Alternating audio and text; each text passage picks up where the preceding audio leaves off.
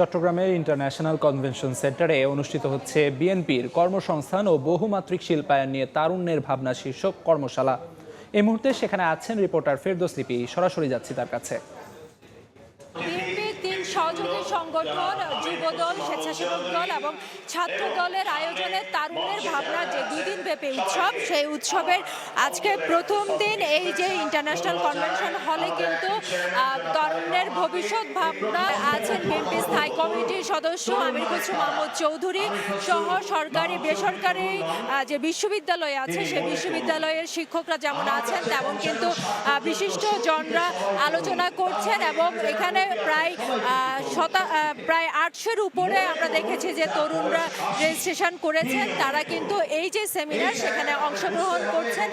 সেমিনারে কিন্তু তরুণরা তাদের যে ভাবনা দেশকে নিয়ে, শিল্পায়ন নিয়ে, সেই ভাবনাগুলো তারা তুলে ধরছেন এবং যারা আলোচক আছেন তারা কিন্তু তরুণদের ভাবনাগুলো শুনছেন এবং দলের যে বক্তব্য, বিশেষ করে বিএনপির যে বক্তব্য, সেই বক্তব্য কিন্তু তারা তরুণদেরকে শোনাচ্ছেন। এবং এই যে সেমিনার, এই সেমিনারে কিন্তু আমরা দেখেছি যে বিএনপির যে তরুণ নেতাকর্মীর বাইরেও দল মত নির্বিশেষে কিন্তু যারা সাধারণ তরুণ আছেন, অর্থাৎ বিভিন্ন সরকারি বেসরকারি বিশ্ববিদ্যালয়ের শিক্ষার্থী, তারা কিন্তু অংশগ্রহণ করছেন। এবং বিশেষ করে আপনি জানেন যে জুলাই আগস্টে তরুণদের যে আন্দোলন, সেই আন্দোলনের যে ভূমিকা, সেই ভূমিকার কথা উঠে আসছে। বিগত 15 বছর তরুণরা যে আন্দোলন সংগ্রাম করেছে, সেই আন্দোলন সংগ্রামে তরুণদের যে চিন্তা, বিশেষ করে দেশ গঠনের তাদের যে ভাবনা যেন যুক্ত হয়, সেই যুক্ত করার থেকেই কিন্তু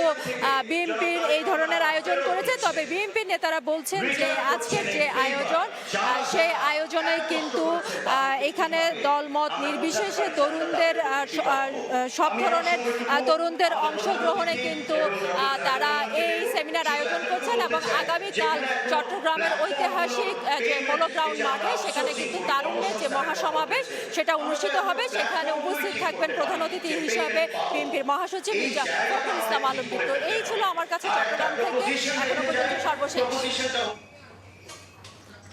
চট্টগ্রামের ইন্টারন্যাশনাল কনভেনশন সেন্টার থেকে সবশেষ জানাচ্ছিলেন সহকর্মী ফেরদৌস লিপি।